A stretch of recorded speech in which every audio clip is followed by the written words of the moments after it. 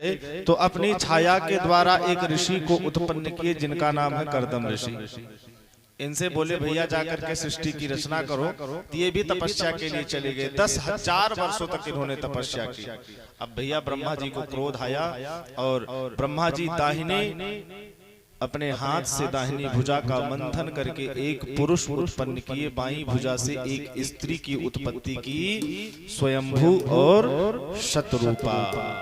कहते हैं यहीं से मैथुनी सृष्टि प्रारंभ हुई। स्वयंभू मनु और शतरूपा से ही मैथुनी सृष्टि का प्रारंभिकरण हुआ महाराज। इन्हीं महाराज स्वयंभू मनु के 2 पुत्र और 3 पुत्रियां हुई। 2 पुत्र कौन से? प्रियव्रत और उत्तानपाद।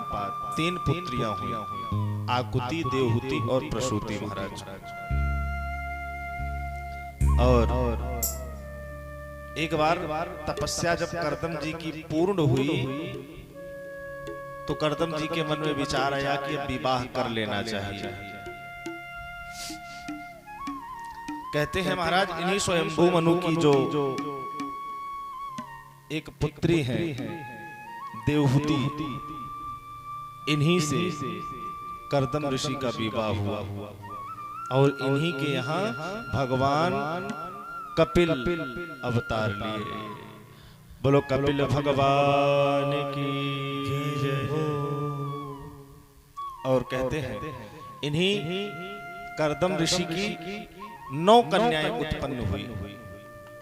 9 कन्याएं उत्पन्न हुई और ब्रह्मा जी के जो 10 पुत्र थे उसमें से नारद जी को छोड़ करके जो 9 पुत्र थे, इन्हीं कर्दम ऋषि की 9 कन्याओं को ब्याही गई। किसको ब्याही गई? कर्दम ऋषि की 9 कन्याओं को महाराज ब्याही गई। इन्हीं के यहाँ देवहूति की अखंड तपस्या से, कर्दम ऋषि की अखंड तपस्या से प्रसन्न होकर के महाराज भगवान कपिल अवतार लिए थे। और कहते हैं आकृति का जो विवाह स्वयंभू मनु की जो पुत्री हैं आकृति, उनका विवाह महाराज रुचि प्रजापति के साथ हुआ, जिनके यहाँ भगवान यज्ञ का प्रादुर्भाव हुआ। किसका प्रादुर्भाव हुआ? यज्ञ का प्रादुर्भाव हुआ। और प्रसूति नाम की जो कन्या है उनका विवाह महाराज दक्ष प्रजापति से हुआ, जिनके यहाँ भगवती सती ने जन्म लिया। बोलो सती मैया की जय हो। अभी भगवती की बहुत सुंदर भेंट आपने सुनी, इसलिए कि अभी सती चरित्र सुनने और सुनाने का अवसर हमारे जीवन में महाराज अभी प्राप्त हुआ है। कहते हैं एक बार दक्ष प्रजापति को देवताओं का प्रजापति बनाया गया महाराज। एक बार एक सभा का आयोजन हुआ। कहते हैं अगर बुद्धिहीन व्यक्ति को कोई प्रतिष्ठा मिल जाए तो उसका वह दुरुपयोग करना प्रारंभ कर देता है। दक्ष को देवताओं का प्रजापति बनाया गया। एक सभा रखी गई महाराज और उसमें सभी देवताओं को आमंत्रित किया गया। अब महाराज सभी देवता आए और जैसे ही दक्ष उस सभा में आए तो सब देवता दक्ष के सम्मान में खड़े होकर के उनका स्वागत करने लगे। लेकिन 3 देव नहीं खड़े हुए। कौन? ब्रह्मा जी, भगवान विष्णु और शंकर जी। अच्छा, जो दुष्ट प्रवृत्ति का व्यक्ति होता है, जो ओछी सोच का व्यक्ति होता है, वो जब किसी पद पर प्रतिष्ठित हो जाता है तो वो ये नहीं देखता है कि कितने लोग मेरे सम्मान में खड़े हुए हैं, इसको वो कदापि नहीं देखता है। वो क्या देखता है कि कितने लोग मेरे सम्मान में खड़े न होकर के बैठे हैं, ये वो देखता है। मेरे प्रशंसक कितने हैं इससे उसको मतलब नहीं है। तो आज दक्ष प्रजापति सभा में देखा कि 3 देवता नहीं खड़े हुए हैं। चलो ब्रह्मा पितामह है, कोई बात नहीं मेरे सम्मान में खड़े हुए। भगवान नारायण भी सृष्टि के रचयिता हैं, ये नहीं खड़े हुए तो कोई बात नहीं। लेकिन भगवान शंकर नहीं खड़े हुए मेरे सम्मान में, ये कहाँ की बात है? ये तो मेरा दामाद है, इसको तो मेरे सम्मान में खड़ा ही होना चाहिए था। अच्छा ये बताओ, अपने दामाद से सम्मान करवाया जाता है या किया जाता है? किया जाता है। लेकिन जब पथ भ्रष्ट व्यक्ति ओछी सोच का, कई लोगों को देखे, कहीं कहीं की परंपरा है कि दामाद से महाराज कहेंगे ये भी तो हमारा पुत्र है, उससे भी पैर छुआते हैं। पुत्र नहीं, पुत्र के समान है, वो बात ठीक है, लेकिन महाराज आपने पैर पूजा है ना, पैर पूजे हो तो पैर थोड़ी नहीं दबाओगे। ये सब दक्ष के दिमाग में कुछ नहीं रहा। दक्ष ने ये सोचा कि शंकर मेरे सम्मान में क्यों नहीं खड़ा हुआ। अब महाराज ये देखा तो बहुत प्रकार के अपशब्द बोलने लगा। बोला कि पर्वत पहाड़ों पर रहने वाला किसी के सम्मान के बारे में क्या जाने, जाओ मैं श्राप देता हूं। अब महाराज जो सम्मान सभा थी वो श्राप सभा बन गई। जो भगवान के गण थे और दक्ष के जो भी फौज पलटन थी महाराज, एक दूसरे को श्रापी श्रापा करने लगे, श्राप देने लगे। बोले जाओ मैं श्राप देता हूं कि जो भी शिव के उपासक होंगे वो भक्षा भक्ष करने लगे। अनेक प्रकार के श्राप देने लगे। और उस सभा से भगवान शिव महाराज लौट करके कैलाश को चले आए। अब नीचा दिखाने के लिए कुछ दिनों बाद एक यज्ञ की रचना दक्ष प्रजापति ने की। अब महाराज सभी देवताओं को निमंत्रण कार्ड भिजवाया, सभी देवताओं को बुलवाया, लेकिन भगवान शंकर को निमंत्रण नहीं दिलवाया। ये सभी को मालूम था कि भगवान शंकर को निमंत्रण नहीं दिया जाएगा। अच्छा ये बात सती मैया को पता नहीं थी कि हमारे पिता में और हमारे पति में बैर हो गया है। अब सबको निमंत्रण भेजा गया महाराज। यज्ञ की रचना हुई। यज्ञ की जब रचना हुई तो सब देवता अपने अपने विमान में बैठ करके दक्ष के यज्ञशाला की तरफ जाने लगे। देवता भी कहां से जा रहे हैं? अब जैसे मान लीजिए आपको रामगंज बाजार जाना है तो एक रास्ता तो सड़क पकड़ करके है और एक रास्ता लाइन के किनारे से हो। तो आप सड़क पकड़ करके न जा करके लाइन के किनारे से जाओ। महाराज देवता अपने विमान में बैठ करके सीधे रास्ते से दक्ष की यज्ञशाला की तरफ नहीं जा रहे हैं, कैलाश पर्वत से होकर के गुजर रहे हैं। क्यों? सिर्फ परिहास में। अच्छा ऐसा होता है लगभग। जैसे मान लीजिए कि बाबू साहेब के यहाँ तिवारी जी का निमंत्रण हो और बगल वाले तिवारी जी का ना हो। अब ये पूछेंगे उनसे जरूर का हो बाबू साहेब के यहाँ न्योता खाने चलबे का, जबकि जान रहे हैं कि बाबू साहेब के यहाँ से इनका निमंत्रण नहीं आता है। और गाँव में किसी के यहाँ फंक्शन हो, हमको पता है कि आपका निमंत्रण उनके यहाँ से नहीं होता है, लेकिन फिर भी हम पूछेंगे का हो कैस चलतना यहाँ का। ये हमारी आपकी नहीं, ये देवताओं की परंपरा रही है। अब देवता चढ़ाने के लिए कैलाश पर्वत से अपने अपने विमान को लेकर के जा रहे हैं। जब इतने विमान को जाता देखी सती मैया तो भगवान शंकर से पूछ बैठी कि ये देवता अपने अपने विमान में विमानारूढ़ होकर के कहाँ जा रहे हैं? तो बोले शंकर बाबा बोले कि हे देवी, आपके पिता दक्ष ने यज्ञ का आयोजन किया है, उसी यज्ञ में ये सभी जा रहे हैं। अरे महाराज, किसी के मायके में यज्ञ हो, इतना बड़ा फंक्शन हो, और वो बेटी, वो पुत्री अपने ससुराल में रह जाए, ऐसी कौन सी माता है कि ससुराल में उसका मन लग जाएगा? कभी कभी ऐसा हो जाता है ना, कि मायके में कोई फंक्शन हो, दिल्ली वाली बहन जी आ जाएं, कलकत्ता वाली आ जाएं, और बंबई वाली बहन जी ना पहुंच पाएं, तो महाराज शरीर तो Bombay. Hello hello hello hello hello hello hello hello hello एक माता जी के चरणों में छोटा सा भजन सभी लोगों को गाना है मेरे साथ। अरे आना है तुम्हें आना है, आज मेरे घर आना है। माँ को बुलाते हुए सभी लोग प्रेम से बोल सच्चे दरबार की हो। आना है तुम्हें आना है, आज मेरे घर आना है। आना है तुम्हें आना है, आज मेरे घर आना है। आना है तुम्हें आना है, आज मेरे घर आना है।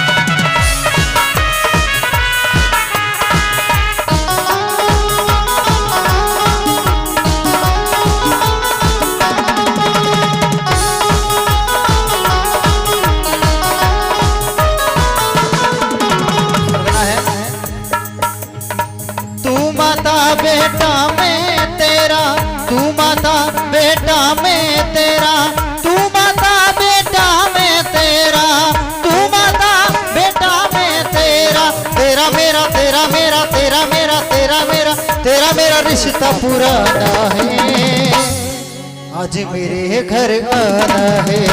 आना है तुम्हें आना है, आज मेरे घर आना है। आना है तुम्हें आना है, आज मेरे घर आना है।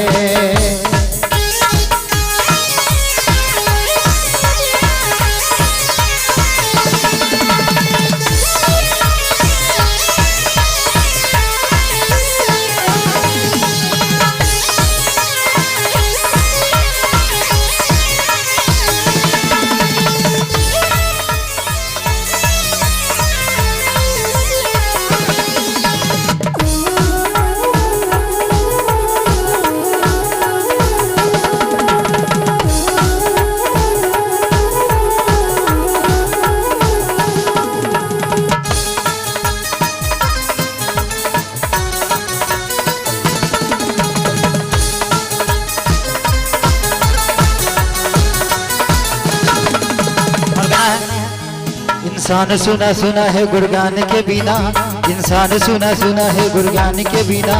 भगवान सुना सुना है इंसान के बिना, भगवान सुना सुना है इंसान के बिना। और तेरी शक्ति से मेरी मैया, तेरी शक्ति से मेरी मैया, तेरी भक्ति से मेरी मैया, तेरी भक्ति से मेरी मैया। तेरी शक्ति मेरी भक्ति, तेरी शक्ति मेरी भक्ति, सबकी भक्ति से तुम्हें बुलाना है, आज मेरे घर आना है। आना है तुम्हें आना है, आज मेरे घर आना है। आना है तुम्हें आना है, आज मेरे घर आना है।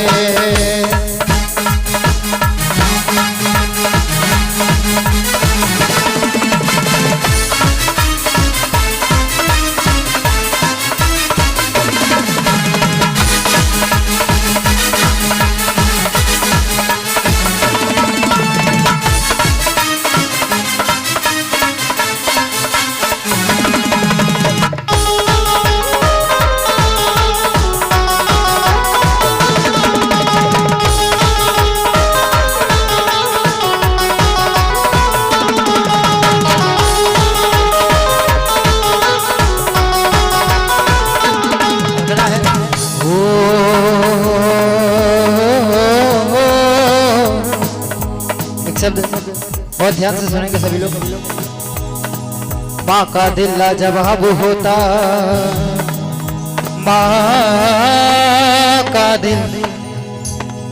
माँ का दिल लाजवाब होता है, और इसके दिल में प्यार बेहद बेहद बेहद बेहिसाब होता है। माँ का दिल लाजवाब होता है और इसके दिल में प्यार बेहद बेहिसाब होता है। कोई बेटा अपनी माँ से प्रेम करे या ना करे, लेकिन माँ के दिल में हमेशा बच्चों के लिए प्यार होता है। इसलिए कहना है, तू माता बेटा में तेरा, तू माता बेटा में तेरा, तू माता बेटा में तेरा, तू माता बेटा में तेरा, तेरा मेरा तेरा मेरा तेरा मेरा तेरा मेरा तेरा मेरा रिश्ता पुराना है।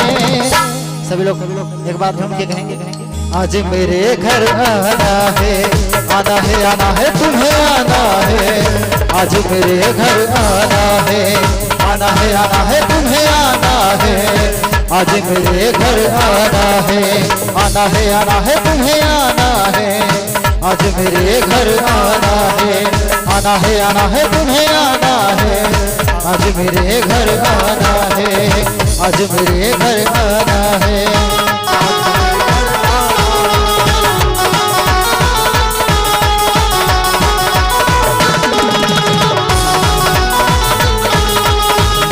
मेरे घर आना है, आज मेरे घर आना है, आज मेरे घर आना है, आज मेरे घर आना है।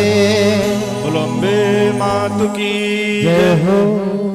भैया कहते हैं ब्रह्मा जी अपने सृष्टि के क्रम में आगे वाली बहन जी का बंबई में है, लेकिन प्राण महाराज यहाँ अटके रहेंगे। वो दिन भर में 36 बार कॉल करेंगे वीडियो कॉल। अब तो वीडियो कॉल का समय आ गया है, तो अच्छा अब क्या हो रहा है, दाल बन गई तो नमक डल गया कि नहीं? हर 10 मिनट में फोन। एक पुत्री के मायके में कोई फंक्शन हो, महाराज वो पुत्री ना आ पाए तो उस पुत्री के दिल से पूछो कि उस पुत्री के दिल पर क्या गुजरती है। अब भगवती सती को जब पता चला कि मेरे पिता इतनी बड़ी यज्ञ का आयोजन किए हैं और हमारा निमंत्रण नहीं आया, तो शंकर जी महाराज से सती कहती हैं कि हम और आप भी क्यों नहीं चलते हैं यज्ञ में। तो भगवान शंकर ने कहा कि हे देवी, तुम्हारे पिता ने हमें आमंत्रित नहीं किया है और ऐसी जगह पर जाना नहीं चाहिए। कैसी जगह? आव नहीं, आदर नहीं, नैनन नहीं सने, तुलसी तहां न जाइए, चाहे कंचन वर्षे में। जहां मान सम्मान नहीं हो, आव आदर नहीं हो, वहां जाना नहीं चाहिए। तो बोले कि सती मैया एक से एक बहाना बनाती हैं। कहती हैं कभी कि ऐसा हो जाता है, हो सकता है डाक के द्वारा हमारे पिताजी ने निमंत्रण पत्र भिजवाया हो और वो डाकिया देने में देर कर दिया हो। ऐसा भी तो हो सकता है। शंकर बाबा से कहती है कि हो सकता है निमंत्रण पत्र पिताजी ने हमारे भेजा हो और यहाँ तक ना पहुंच पाया हो। भगवान शंकर ने कहा नहीं देवी, आपके पिताजी ने निमंत्रण नहीं दिया है। तो बोली प्राणनाथ, हो सकता है इतने बड़े यज्ञ का आयोजन कर रहे हैं तो एकाध न्योता भूल गए हो। अब तिवारी जी आप कथा करा रहे हैं और कभी कभी ऐसा हो जाता है कि कोई फंक्शन करो तो कोई अपना बहुत घनिष्ठ व्यक्ति ही निमंत्रण देने से वंचित रह जाता है और बाद में उसका पश्चाताप होता है। कहती है कि ऐसा भी तो हो सकता है कि विस्मरण हो गए हो। भगवान शंकर कहते हैं नहीं देवी, तुम्हारे पिता आमंत्रित हमको किए ही नहीं। लेकिन भगवान शंकर बताते नहीं है सती से कि तुम्हारे पिताजी से मेरा बैर हो गया है। बहुत जिद करती है भगवती सती की चलिए चलिए पिता के घर यज्ञ है। अच्छा, साखोचार में भी लिखा हुआ है, कुछ जगह छूट है कि बिना बुलाए बेटियां अपने पिता के घर इन समयों पर आ सकती हैं। कब? रक्षाबंधन, भैया दूज, और घर में अगर कोई यज्ञ है, कथा है, तो बिना बुलाए ही बेटियों को आना चाहिए। वैसे तो सिस्टम है भैया, कहते आनी आवे पठई जाए, लेकिन इतने बड़े फंक्शन में कोई बुलाने मतलब बुलाने का तात्पर्य आपको लेने नहीं जा पा रहा है, तो आपको आ जाना चाहिए। ये मत रखो कि हमका आना ही आवे तब हम अपने अपने पतियों को लेकर के ऐसे समय पर आ जाना चाहिए। और वैसे बताओ, वैसे भैया यहाँ से कोई लेने जाए तब आओ, और वहां से कोई लेने आए तब जाओ, ये सिस्टम है।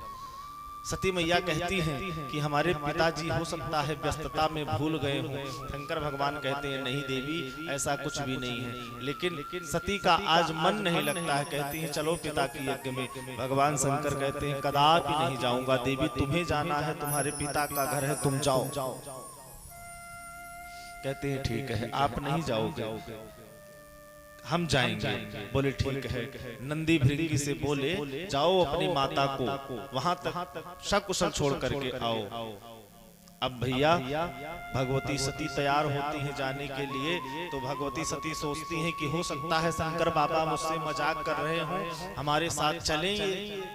अब भगवती सती तैयार होकर के जैसे निकलती हैं और मुड़ करके पीछे देखती हैं, तो शंकर बाबा नेत्र बंद करके तपस्या में लीन हैं। अब जैसे फिर जाने लगती हैं, शंकर बाबा आंख खोल के फिर देखने लगते हैं। और जैसे पार्वती जी मुड़ के देखती हैं, फिर शंकर बाबा आंख बंद कर लेते हैं। भैया बहुत दूर निकल गए, लेकिन भगवान शंकर नहीं गए।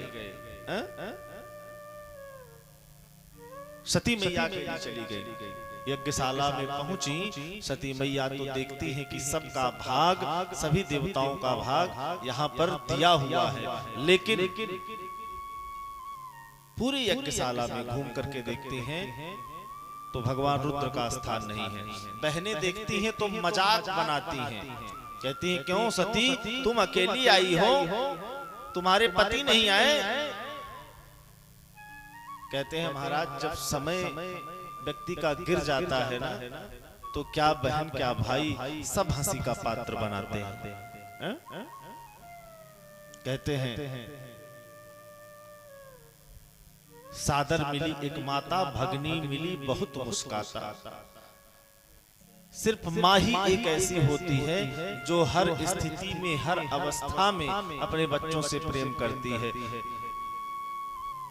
सती मैया की जो माता है वो मिली, और उनको देख करके सती महारानी को गले से लगा लिया। बोली बेटा मैंने बहुत समझाया, लेकिन तेरे पिता तेरे घर निमंत्रण भेजवाए ही नहीं। बोली कोई बात नहीं माता।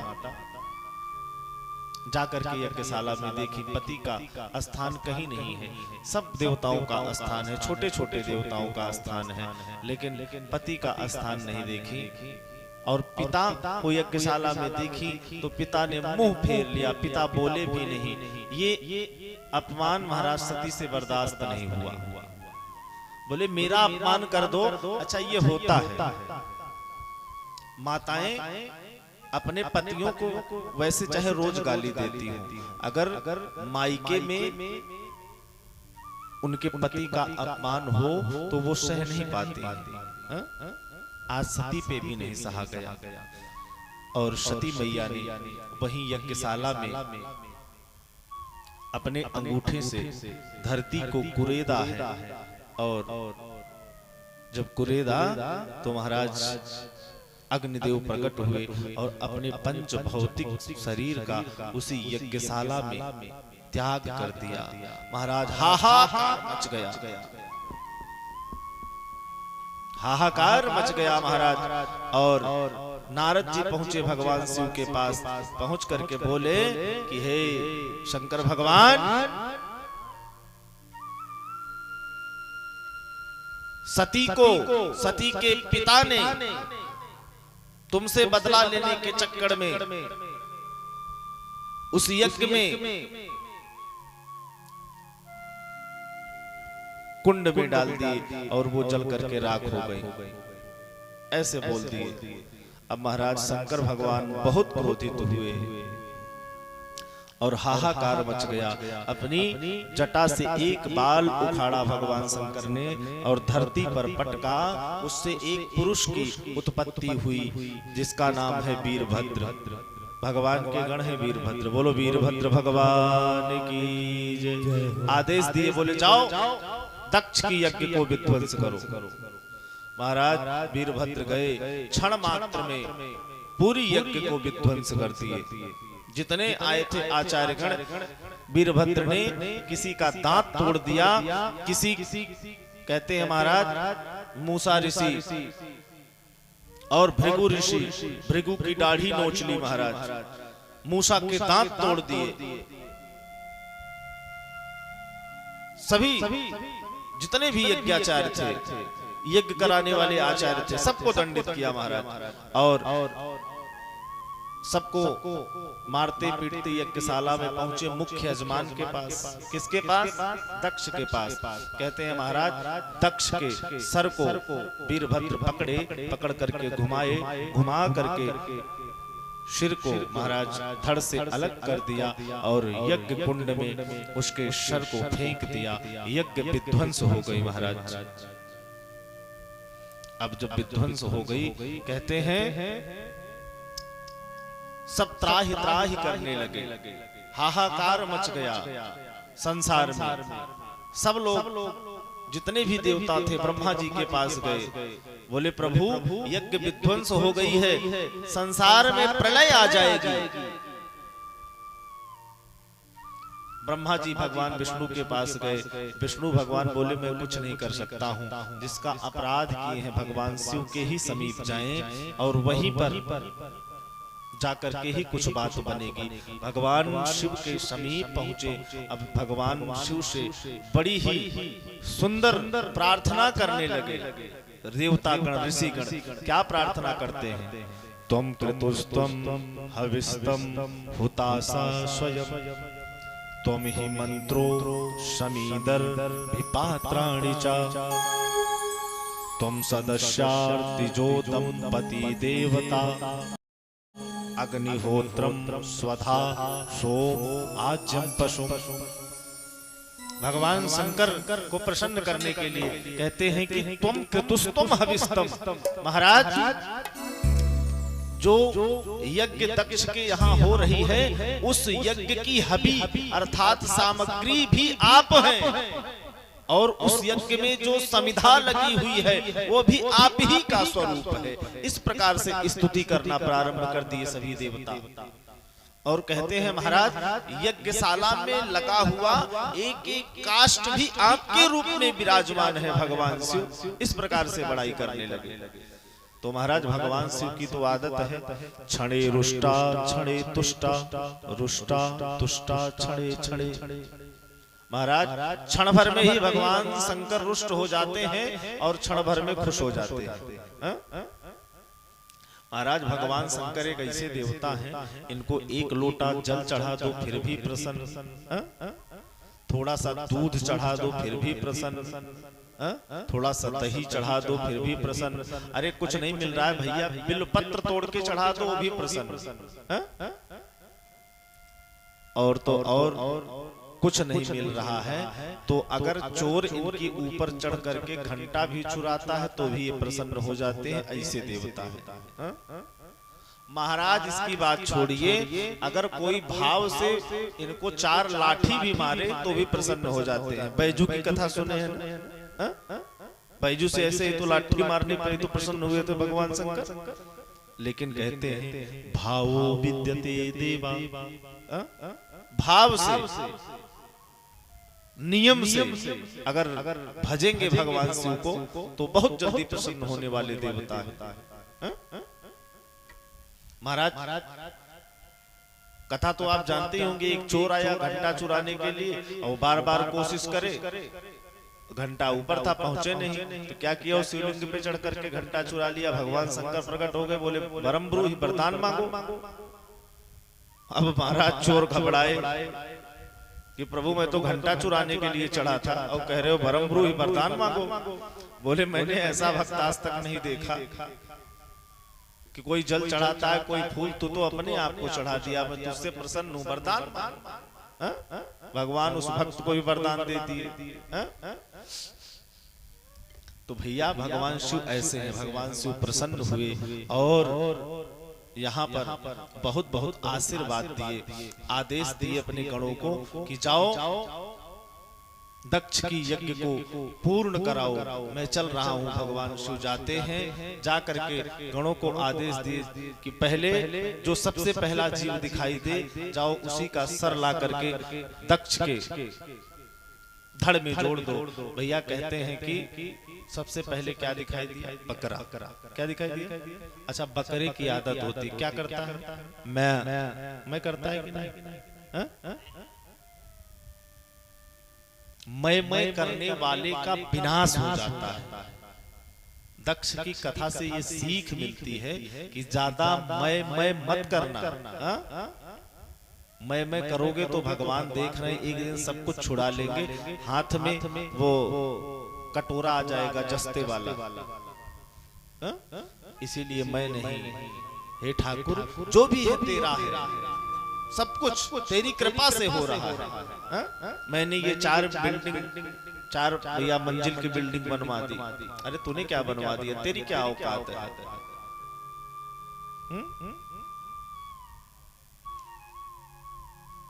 भगवान कृपा करे तभी हो सकता है। कि ऐसा क्या काम किया मैंने तेरा, जो तूने मेरा हाथ थाम लिया। क्यों भैया? भगवान को भाव से भजो, भगवान आकर के एक दिन आपके हाथ को अवश्य पकड़ लेंगे। सबने भजा महाराज, जिसने भजा वो लाभ पाया है। मीरा ने भजा महाराज, सबरी ने भजा, हनुमान जी ने भजा, सब भजे महाराज। और उस माला से अगर भजोगे तो जैसे दक्ष के ऊपर भगवान शिव कृपा किए वैसे आपके ऊपर भी करेंगे। बड़े भाव से क्या कहना है? मुझे भजन वाली वो माला, मुझे दे दो भजन वाली वो माला, मुझे दे दो भजन वाली वो माला, मुझे दे दो भजन वाली वो माला, वो माला, वो माला, वो माला, वो माला, वो माला, वो माला, वो माला।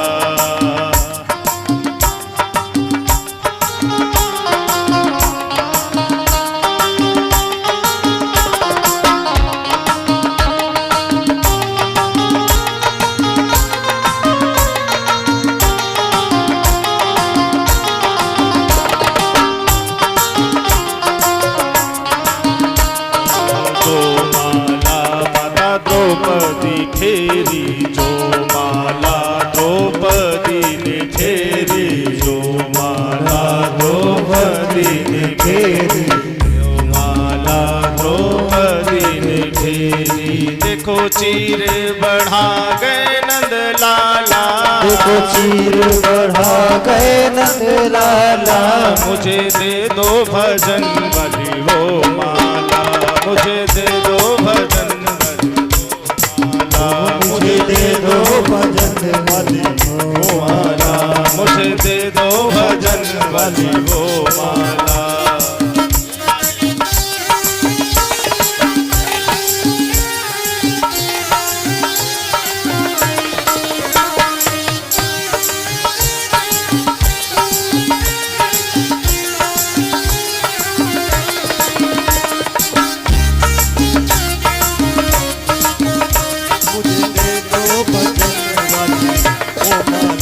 मुझे दे दो भजन वाली वो माला, मुझे दे दो भजन वाली वो माला।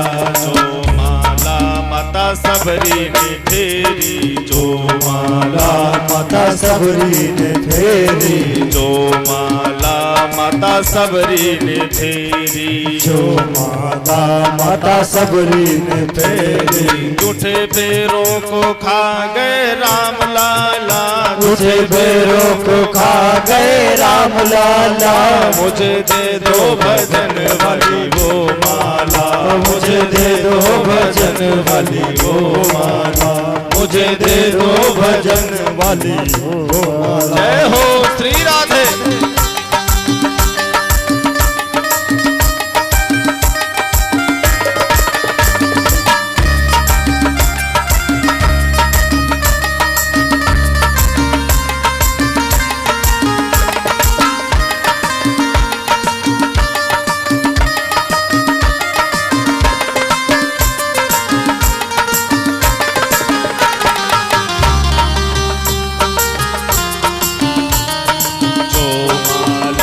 हनुमान जी ने फेरी, जो माला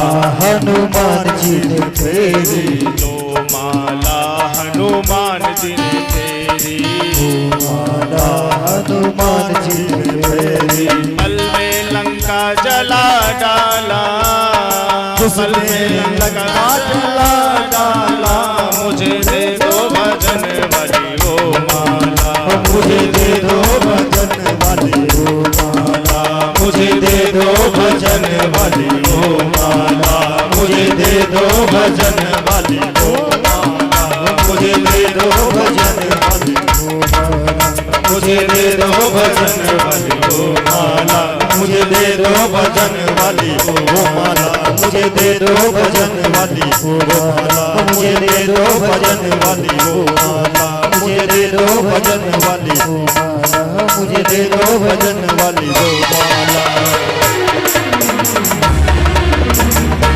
बोलो शंकर भगवान की जय, राधा रानी सरकार की जय।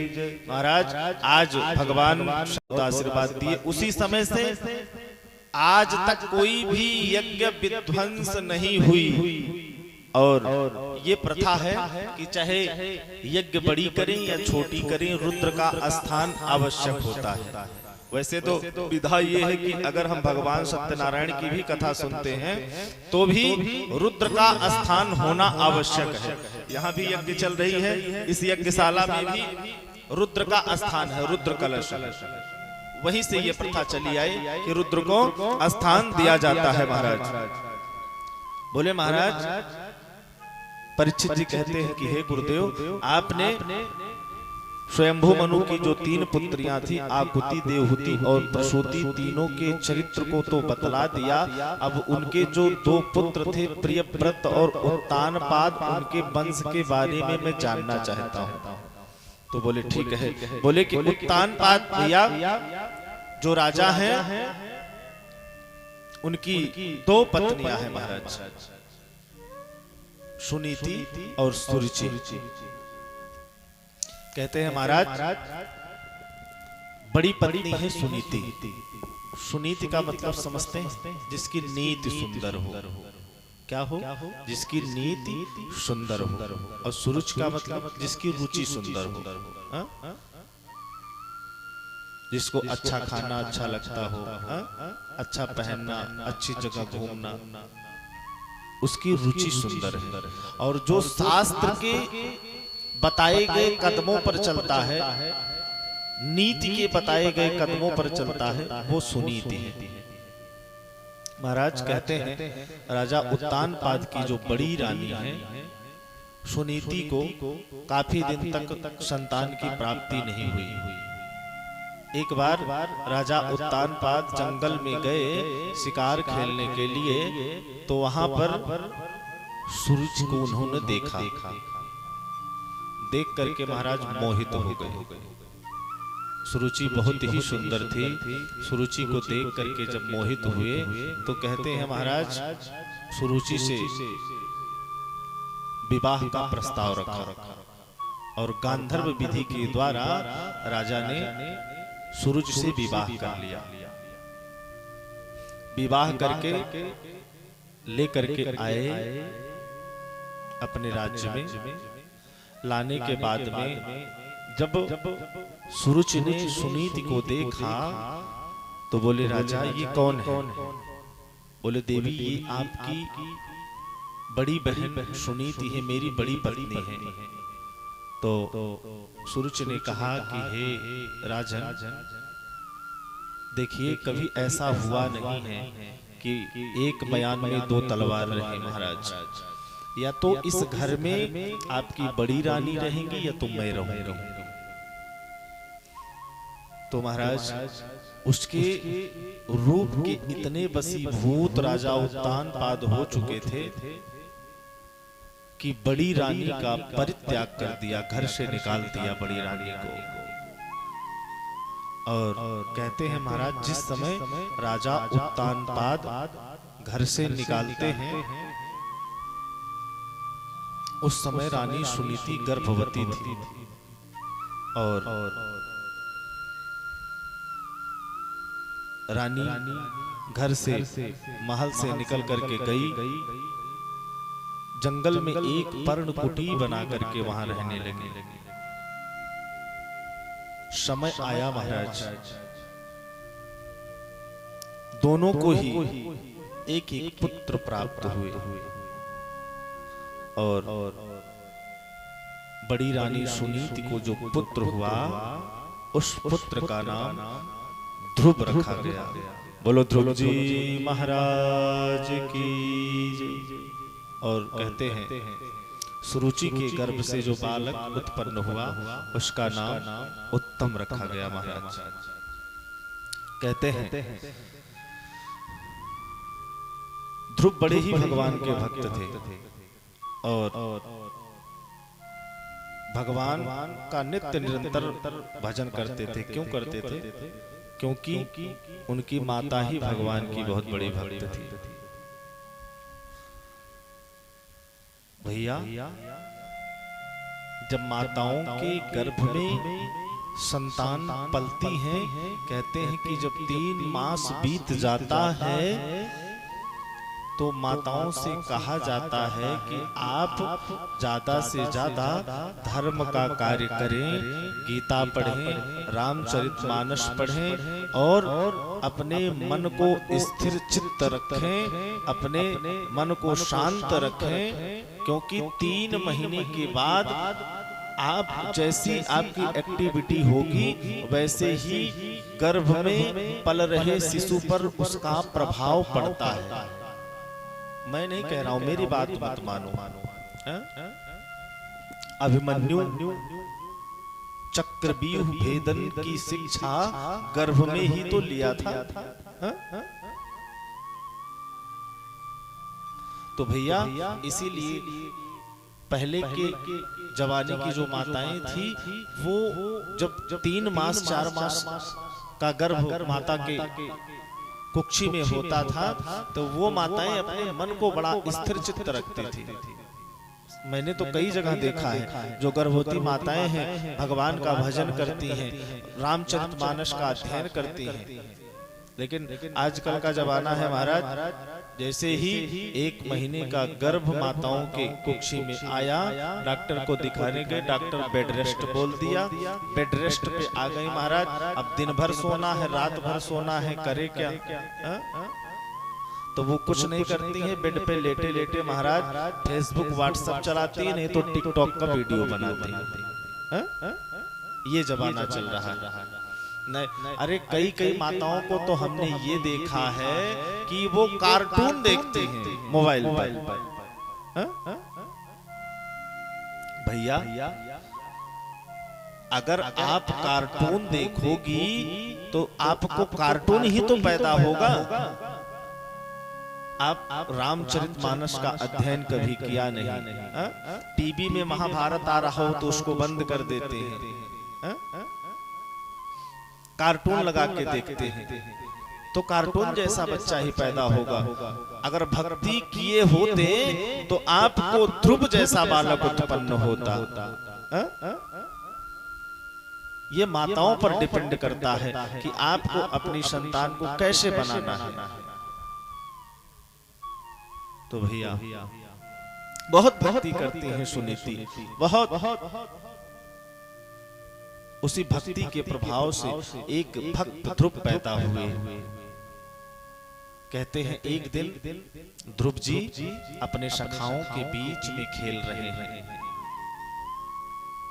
सखाओं के बीच में खेलते खेलते महाराज, कभी कभी होता है बच्चे खेलते रहते हैं, खेलते खेलते ये स्मरण एक दूसरे से बच्चे पूछने लगते हैं कि तुम्हारे पापा का क्या नाम है, तुम्हारे पिता का क्या नाम है। अब महाराज सबने तो अपने पिता का नाम बता दिया, लेकिन महाराज ध्रुव जी से जब उनके पिता का नाम पूछा गया तो ध्रुव जी नहीं बता पाए। ध्रुव जी ने अपनी माता का नाम बता दिया। गए अपनी माता से पूछे तो माता ने इस बात को अनसुना कर दिया। अब महाराज दूसरे दिन भी किसी ने ध्रुव जी से, बच्चों ने ही अपने पिता का नाम पूछ लिया तो बोले कि क्या ध्रुव तुम्हारे पिता नहीं है क्या? महाराज उन बच्चों ने अपशब्द का प्रयोग ध्रुव जी के प्रति किया कि क्या इस संसार में आप बिना पिता के हो क्या?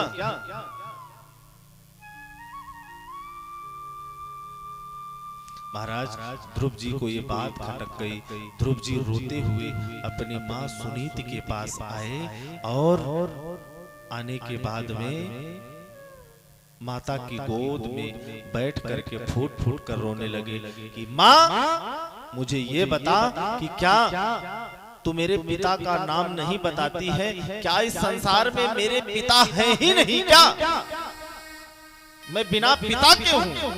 अब जैसे ही माता सुनीति ने इतना सुना, वो झट से महाराज ध्रुव जी के मुख पर अपना हाथ रख दी। बोला बेटा ऐसा मत बोल, तेरे पिताजी तू जानना चाहता है कि तेरे पिताजी कौन है तो सुन। तेरे पिताजी इस देश के राजा उत्तानपाद हैं। ओहो माँ मैं इतने बड़े राजा का पुत्र हूँ? बोले हाँ बेटा आप इतने बड़े राजा के पुत्र हो। महाराज दौड़ लगा दिया राजमहल की तरफ। कौन? ध्रुव जी महाराज। और जैसे ही राजमहल में पहुंचे, राजा उत्तानपाद को देखा तो अपना परिचय दिए कि मैं आपको प्रणाम करता हूँ, आपके श्री चरणों में प्रणाम। देखिए संस्कार कितनी बड़ी चीज होती है। मैं इस देश के राजा उत्तानपाद और उनकी धर्म पत्नी सुनीति का पुत्र ध्रुव